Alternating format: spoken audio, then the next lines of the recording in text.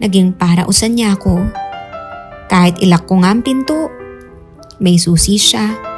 Binubuksan niya sa tuwing gabi. Sa tuwing tulog na nga ang lahat. Wala akong magawa kung hindi pumayag. Gabi-gabi hindi ako mapakali. Hindi ako makatulog. Palagi akong may takot sa puso ko. Dahil kahit ilak ko ang pinto, hindi ako ligtas. Sa bawat paggising, ikaw ang panalangin. Liwanag ka ng aking daan, bituin sa aking kalangitan. Yours truly, bebe ko. Yours truly, bebe ko.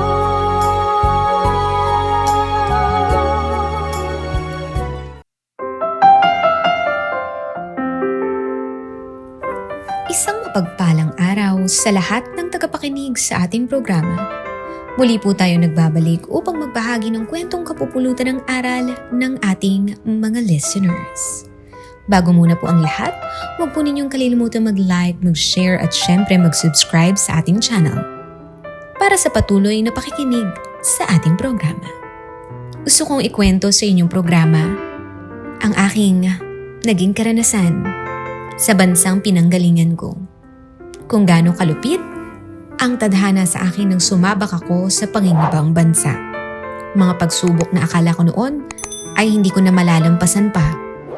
Pero eto ako ngayon, unti-unti bumabangon. Itago niyo na lang ako sa pangalang Abby. 25 anyos pa lamang. Galing ako sa probinsya ng Pangasinan. May 2 akong kapatid na nag-aaral pa. Ako ang panganay. 2 lang kami ng nanay ko na nagtutulungan para maitaguyod ang pangangailangan naming lahat. Matagal na rin kasi na sumakabilang bahay ang tatay ko. At simula nga noon, natuto akong tumayo para sa pamilya ko. Sa hirap ng buhay, ginawa ko lahat para kahit papaano'y gumaan ang sitwasyon namin. Hanggang sa dumating ang oportunidad na makapagtrabaho ako sa Riyadh bilang isang domestic helper. Akala ko'y magiging maayos ang lahat. Akala ko nga kaya ko. Pero hindi pala ganoong kadali kapag nasa loob ka na ng isang bahay na hindi mo kabisado at kasama ang mga taong hindi mo naman tunay nakakilala. Ang amo kong mag-asawa ay may isang anak na nag-aaral ng kolehiyo. Si Madam ay isang businesswoman. Laging busy. Madalas wala sa bahay. Minsan isang linggo lamang ang stay niya, pagkatapos ay aalis muli papuntang ibang bansa. Pero mabait siya ha. Wala akong masasabi sa kanya. At si Sir naman ay may trabaho rin sa isang kumpanya. Umaalis ng umaga. Ang anak nila ay tahimik lamang na lalaki. Bihira ko nga rin ito makausap dahil madalas ay nasa school o nasa kwarto lamang niya ito. Pagdating ko nga roon, wala namang ibang kakaibang nangyayari. Maayos naman ang naging trabaho ko sa bawat araw. Tinuturuan pa nga ako ni Madam ng mga gagawin ko eh. Maglinis sa malaking sala nila, ang kusina na puro stainless, ang kwarto nila Madam na parang hotel sa sobrang laki. Abby, this is your room, sabi niya noong unang araw ko. Thank you ma'am, sagot ko naman. Work well, if you need something, tell me. Tumango naman ako. Napakabait niya, profesional, at napakalambing pa nga kung magsalita. Bukod doon ay napakaganda niya. Pero habang lumilipas, ang mga linggo'y may unti-unting pakiramdam na bumibigat sa aking dibdib.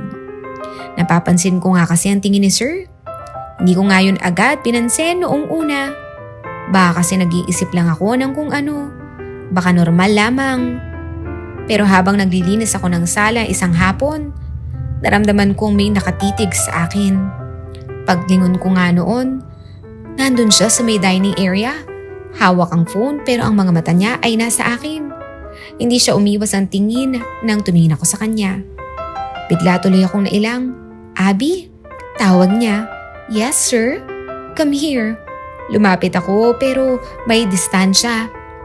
You are 25, right? Yes sir. You look younger. Thank you sir. You have a boyfriend in the Philippines? Napatigil ako sandali. Hindi ko nga alam kung bakit kailangan niya pang itanong kung may nobyo ako. Ano sir, tumango-tango siya ng marahan. Good, just focus on work. Hindi ko alam kung bakit pero parang may kakaiba sa paraan ng pagkakasabi niya noon. Simula nga noon mga kabebe, mas naging madalas ang pagtanong-tanong niya. Minsan nga kapag naghahain pa ako ng dinner, sasabihin niya, "You don't talk much ha? I'm just shy sir." Don't be shy with me. Pinipilit ko na lamang ngumiti.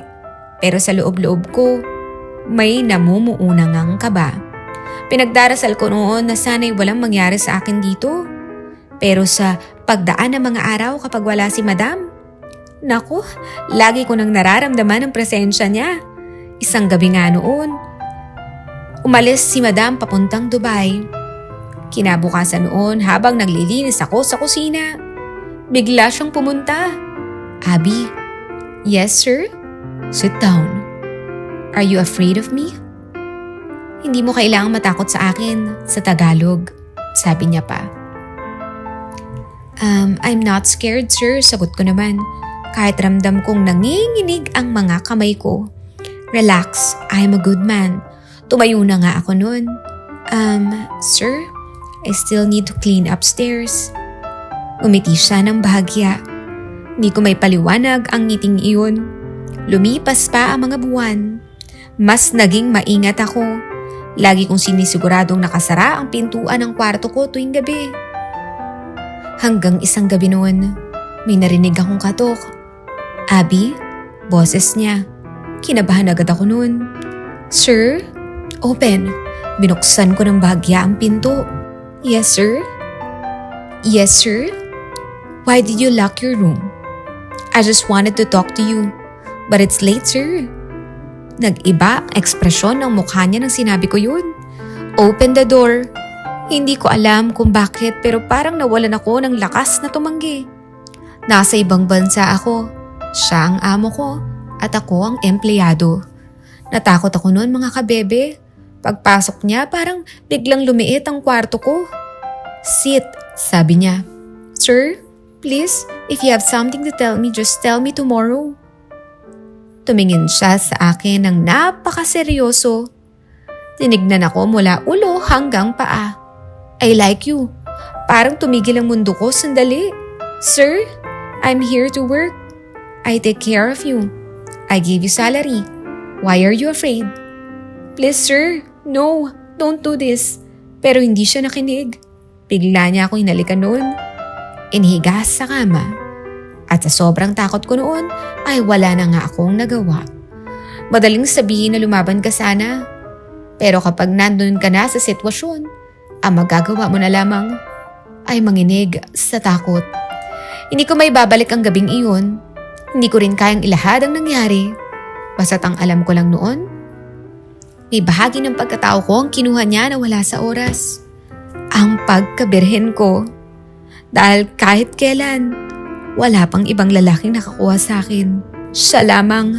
Pagkatapos ang lahat ay bigla siyang natahimik at umupo sa dulo ng kama. At may na-realization sa mukha niya. You never had?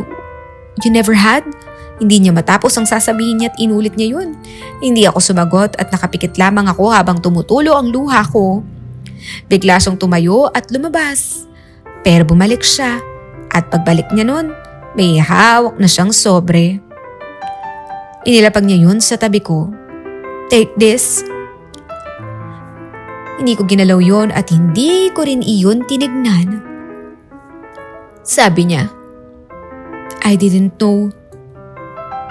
Sabi niya nang mas may hina ang boses. I'm sorry, I didn't know. Hindi ko alam kung ano mas masakit. Ang ginawa niya o paghingi ng sorry na parang aksidente lamang ang ginawa niya. Don't tell my wife, okay? Pagdagdag niya pa. If you want, I will help you. I'll help you. Ay, hindi ako sumagot.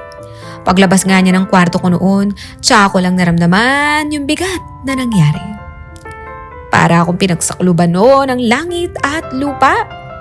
Hindi ko ginalaw yung sobre matapos lumabas ni Sir sa kwarto. Para nga akong nanigas, nakatitig lamang sa kawalan habang unti-unting lumalamig ang paligid. Parang may naiwan siyang bakas sa bawat sulok ng silid na iyon. Isang alaala na kahit ipikit ko ang mata ko ay hindi ko matakasan. Maya-maya nanginginig kong inabot ang sobre at dahan-dahan ko iyong binuksan. Makapal iyon at alam kong pera ang laman. Mas malaki pa yata kaysa sa isang buwang sahod ko. Napakagat ako ng labi ko at hindi ko alam kung matutuwa ako o mas lalong masusuka sa sarili ko. Na parang gusto ko yun ibalik, itapon sa harapan niya. Pero hindi ko yun kayang gawin. Doon ako tuluyang napagod. Hindi dahil sa pera, kung hindi dahil alam ko may kapalit iyon, yung binigay niyang iyon. Kinabukasan maaga akong gumising. Kahit kulang nga sa tulog ay pinilit kong bumangon. Kahit masakit ang katawan ko dahil sa nangyari, ayoko magpakita ng kahinaan. Ayoko makita niya na naapektuhan ako. Paglabas ko ng kwarto, maya-maya, nakita ko si Sir sa dining area at umiinom ng tsaa. "Good morning," sabi niya. "Good morning, sir," sagot ko naman. Hindi kami nagkatitigan. Mula noon mga kabebe, umiwas na ako. Hanggat maaari ay hindi ako nagtatagal sa isang lugar kapag andyan siya. Kapag may ipapagawa siya'y mabilis kong ginagawa yun at agad na akong umaalis. At ang nakapagtataka ay hindi na siya nagkulit pa sa akin. Hindi na nga siya lumapit at hindi na siya nagsalita tungkol pa sa nangyari na para bang kinalimutan na niya ang lahat. Isang linggong lumipas na ganoon ang sitwasyon. Lalo nga ako nagtataka pero sa loob-loob ko ay nagpapasalamat na rin. Dahil sa wakas parang natahimik ako. At nang umalis siya para sa business trip, mas lalo nga akong nakahinga. Sa loob ng isang linggong wala siya, ay parang bumalik ako sa dating ako. Nakakapagtrabaho na ng maayos, nakakatulog na ako na mahimbing kahit papaano. Akala ko, tapos na. Akala ko yun na ang pinakamabigat na mangyayari sa akin noon. Pero nagkamali ako mga kabebe. Dahil minsan ang katahimikan ng panandalian lamang. Isang gabi na nga noon nang bumalik si Sir. Nasa sala pa nga ako noon, nag-aayos ng mga gamit. Tahimik ang buong bahay. Wala si Madam noon dahil nasa party kasama ang mga kaibigan niya. Bigla ko narinig ang pagbukas ng pinto. Napalingon agad ako. Si Sir, pagod ang itsura niya. Pero ang iba ang tingin niya sa akin. Hindi ko maipaliwanag pero pamilyar ang pakiramdam na yun. Yung pakiramdam na kinakatakutan ko. Agad akong tumayo. "Good evening, sir." Hindi siya sumagot agad. Pero dahan-dahan siyang lumapit. Tumibok na mabilis ang tibok ang aking puso. "Sir, don't do this again." Nauna kong sabi kahit hindi pa siya nagsasalita. Huminto siya sa harap ko. "I'll give you money. Only one," sabi niya ng mahina pero dire-diretso siya. Umiling ako agad. Akalain siguro makukuha niya ako sa pera. "Please sir, no. If you do that again, I will tell to madam." Biglang nagbago ang mukha niya. Parang bigla siyang natauhan. Napaatras siya ng kaunti. "You will tell?" Hindi ako sumagot. Pero matigas ang tingin ko sa kanya. Kahit sa loob ko'y nanginginig ako. "Yes, I will tell." Ilang segundo kaming nagkatitigan. Hanggang sa napabuntong hininga na siya. Okay, no problem," sabi niya. At tumalikod na nga siya noon at umakyat ng hagdanan. Doon ko lang napakawala ng aking hininga. Akala ko nga'y tapos na ulit. Akala ko napigilan ko na. Pero hindi ko nga alam.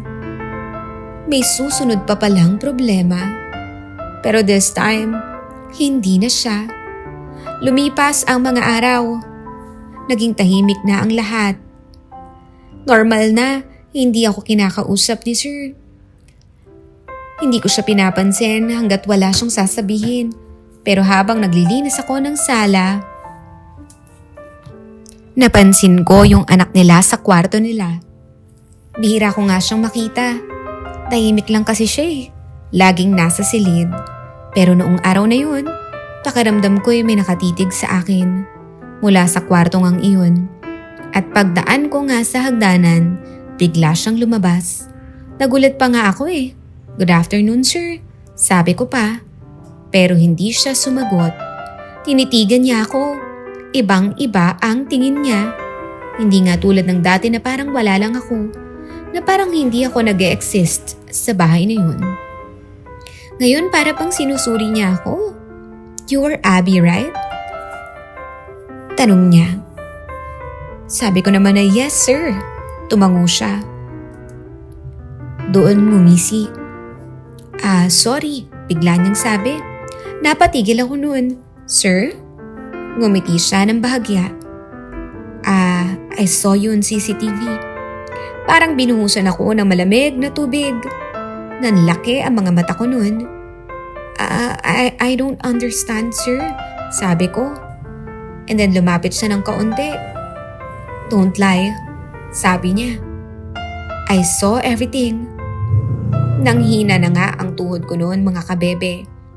Para bang nawalan po ako ng lakas. Even the night, when my father went to your room, hindi ako makapagsalita. Pakiramdam ko'y lulubog ako sa kinatatayuan ko. Gusto kong tumakbo. Gusto kong sumigaw. Pero hindi ko magawa. You didn't tell anyone. Dugtong pa niya. Umiling ako. Hindi ko alam kung bakit. Good. Sabi niya, tumaliko na siya noon. Akala ko nga'y aalis na. Pero bigla siyang huminto. You're quiet. I like that. Sabi niya. Napapikit ako sandali. Dahil hindi na maganda ang pakiramdam ko. Sir, please.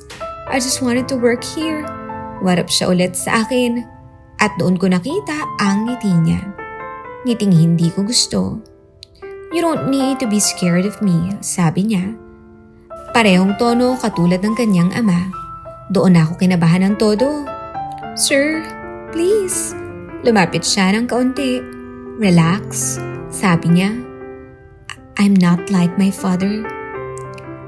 Pero sa paraan ng pagtitig niya, kamukhang kamukha niya ang tatay niya. Maghapon akong balisa. Hindi na nga mapakali. Dahil pakiramdam ko, eto na naman ang mas malaking problema. Hindi lang si Sir, kung hindi pati ang anak niya. At mas delikado iyon. Dahil alam niya ang lahat. Alam niya ang nangyari at hindi ko alam ang impormasyon. Kinagabihan, nasa kwarto na. Eto na ako nakaupo sa kama pero hindi ako makapag-isip. Noong mga oras na yun, paulit-ulit nang bumabalik sa isipan ko yung sinabi niya. I saw everything. Napahawak ako sa ulo ko. Hindi ko na nga alam kung saan ba ako lulugar. Kung kanino ako lalapit. Kung kanino ako magtitiwala. Dahil sa bahay na ito, parang wala akong kakampi. At ngayon ay mas lumala pa. Dahil hindi ko alam kung sino ang mas dapat kong katakutan. Ang ama ba o ang anak? Sa mga sandaling iyon, isa lang ang tanong no, bumabalik-balik sa isipan ko. Paano ba ako makakaligtas sa bahay na ito na buong-buo pa rin ang aking sarili? Simula nga nung araw na yun, hindi na talaga ako mapakali. Kahit anong gawin ko, pakiramdam ko may nakamasid na. Parang bawat galaw ko'y may kahulugan na. Mas lalong naging mahirap ang sitwasyon ko dahil habang unti-unting lumalayo si Sir, unti-unti namang lumalapit ang anak niya. Una, simple lang eh. Abby, yes sir, give me water. Iaabot ko pero iiwas agad ako. Pero ramdam na ramdam ko ang tingin niya. Hindi na katulad ng dati. Minsan nga habang naglilinis ako ng salay, bigla siyang umupo sa couch. Tinitigan niya lamang ako. At ako, hindi ko alam kung aalis ba ako o magpapatuloy. Mas lalo nga akong natakot nung isang gabi. Nasa kusina kasi ako noon. Narinig ko ang boses niya. Abby, napatigil ako. Yes sir, come here. Napakapit ako sa lababo. Sir, I'm still cleaning. Come here. Ulit niya sa mas mababang boses. Dahan-dahan nga akong lumapit. Nakita ko siyang nakaupo, nakatitig sa akin. You're afraid of me? No sir. Don't lie. Hindi ako sumagot. Tapos maya-maya, nagsalita siya. I want you, Abby. Parang tumigil ang mundo ko nun. Sir, please, don't say that. I'm serious, Abby. Napaatras ako nun. No, sir, please. I'm here to work. Relax. Abby, I don't have any experience. Napakunot ang noo ko nun. What? I never had. You know? Nahihiya pa nga niyang sabi na nakatingin naman sa akin. And I want to learn. Parang sumikip ang dibdib ko. Sir, please, don't involve me. Bigla siyang tumingin ng diretso sa mga mata ko. I will not tell to your mom. Sabi niya at nanlamig ako noon. About you and my father. Parang nawalan ako ng lakas. Sir, please, don't say that. You didn't tell anyone, right? Umiling naman ako. No words to say. No, it's different, sir. Why? Because he is my father? Hindi ako makasagot. Lumapit nga siya sa akin. Ako naman ay umatras. Please, stop. I just wanted one time only. Just one time. And then forget everything, sabi niya. Don't do this. Please, sir. I'll tell my mom. Bigla niyang sabi. Parang binasag ang dibdib ko sa narinig ko. Hindi ko alam kung saan ako kakapit. Hindi ko alam kung paano lalaban. Dahil sa isang salita niya, hindi ko alam kung ano ang pwedeng mangyari sa akin. Hindi ko nga alam kung anong pwedeng mawala sa akin. Ang trabaho ba o baka pati naman ako? Sir, please, I'm begging you. Nanginginig kong sabi. Tumingin lamang siya sa akin. For me, Abby, just help me. Sabi naman niya. Umiling ako pero wala akong lakas. Hindi ko na alam kung paano ako makakatakas. Hanggang sa dahan-dahan nga siyang lumapit. At ako ay parang napako na sa kinatatayuan ko. Hindi ko na nga kayang ikwento ang buong nangyari.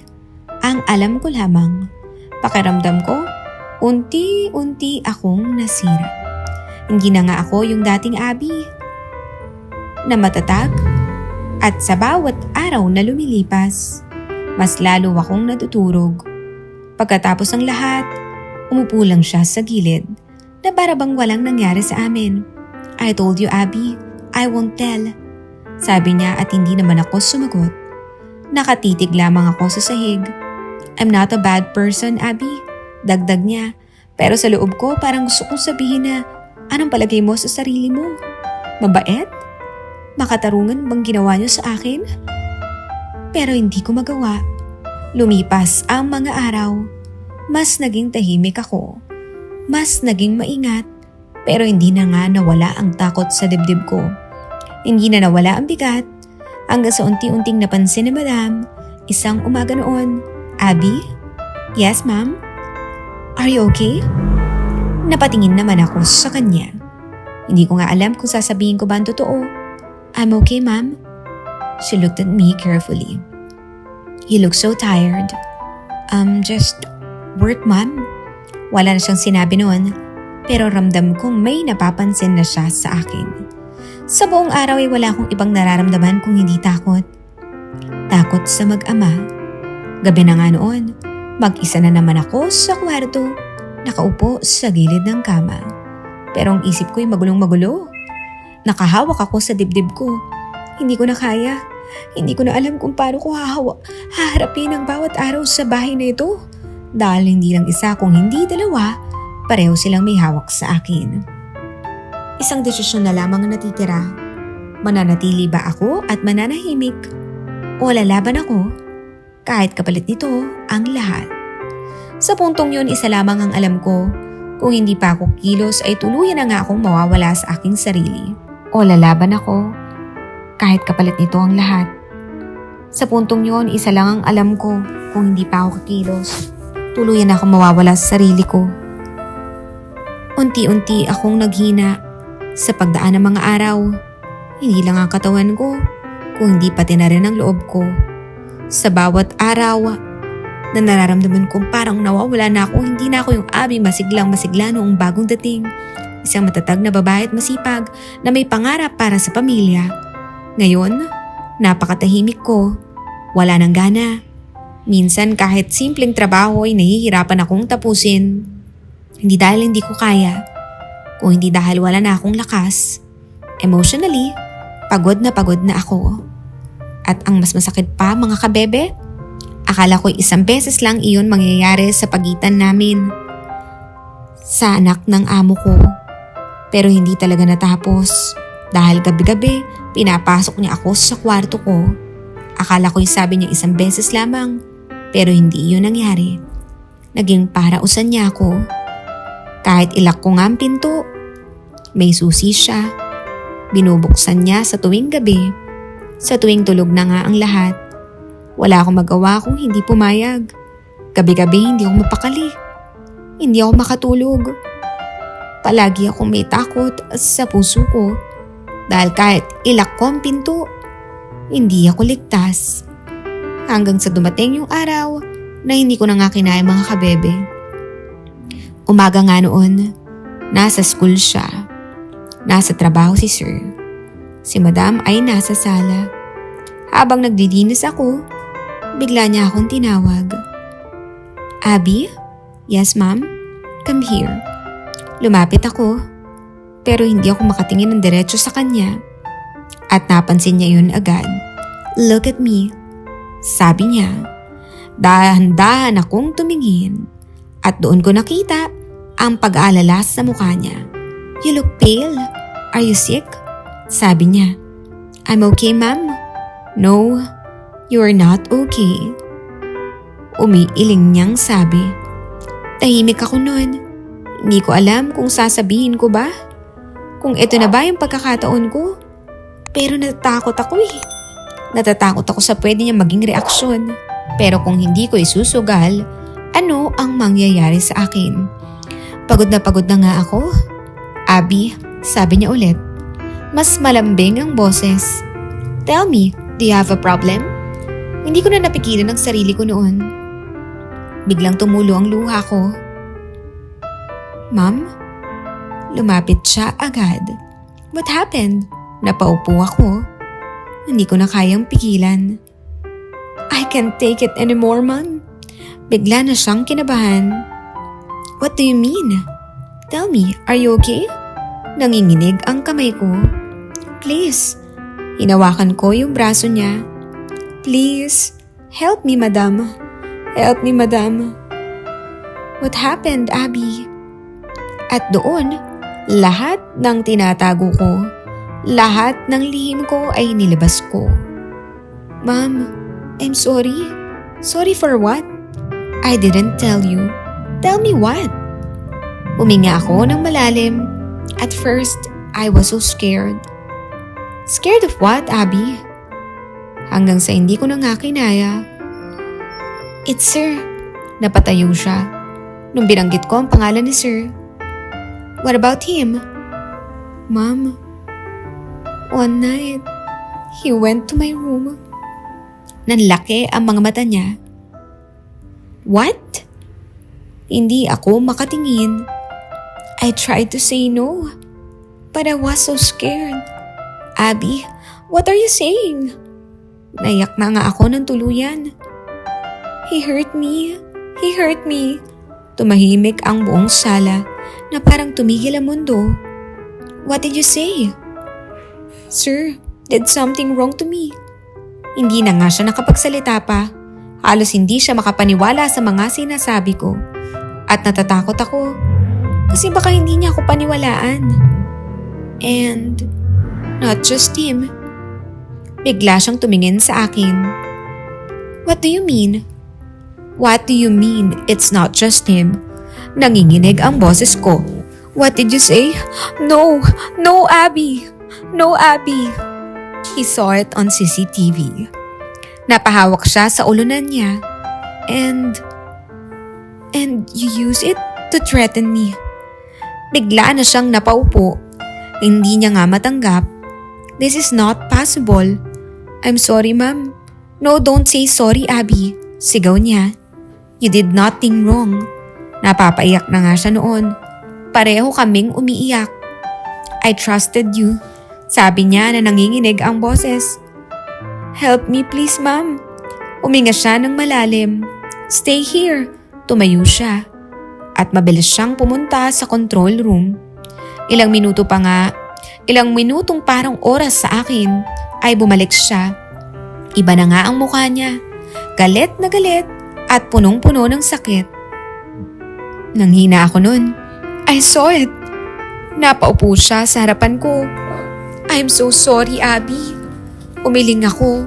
No, ma'am. I'm so sorry. Stop saying sorry. Sabi niya. You are the victim here. Hindi ko na napigilan ng umiyak. I just wanted to go home, madam. Please help me. Tumingin siya sa akin. You want to go home? Yes, ma'am, please. I can't stay here anymore. Tumango siya. I understand. Ilang sandali siyang tahimik. Dahil hinawakan niya ang kamay ko. I will help you. Napaiyak na nga ako noon. Thank you. You don't need to be afraid anymore, Abby. I will fix everything. Kinabukasan, hindi ko na nakita si Sir. Hindi ko rin nakita ang anak niya hanggang sa pag-alis ko ay hindi ko na nga sila nakita.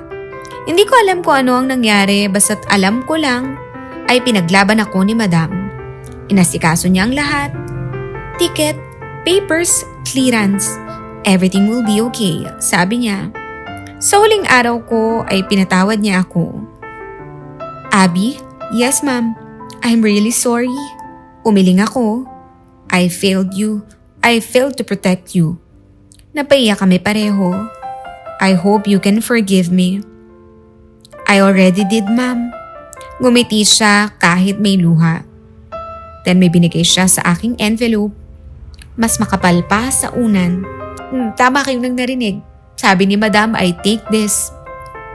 Please. Puntong niya. This is not payment. This is my help. Napaiyak ako noon. Thank you. And Abby, don't go abroad again. Napatingin na nga ako sa kanya. Stay in the Philippines. I will help you. Hindi ako makapaniwala. You deserve a better life. After all of this, sabi niya. Pagbalik ko nga ng Pilipinas ay hindi niya sinabi ang lahat sa pamilya ko. Hindi ko kayang sabihin. Ang sabi ko lamang, hindi maganda ang nangyari, pero ligtas na ako at sapat na iyon. Ilang buwan ang lumipas ay akala kong tapos na ang lahat. Pero isang araw, Abby, this is Madam. Nanlaki ang mga mata ko nang marinig ko sa tawag ang boses ni Madam. How are you? I'm okay, ma'am.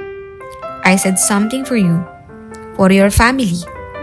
Nung dumating ang tulong, tuwang-tuwa ang pamilya ko. Sapat iyon para makapagsimula kami. You deserve it. Start a new life. At doon ko naramdaman, sa kabila ng lahat ng sakit, may liwanag pa rin para sa akin. Noon, mga kabebe, unti-unti na akong bumabangon. May maliit kaming munting negosyo at unti-unti na akong bumabangon ulit. Hindi ko man mabura ang nakaraan, natuto naman akong harapin ang kinabukasan. At minsan sa gitna ng dilim, may isang taong handang tumulong para muli mong makita ang liwanag. At ito na po ang kwento ng buhay ng ating letter sender.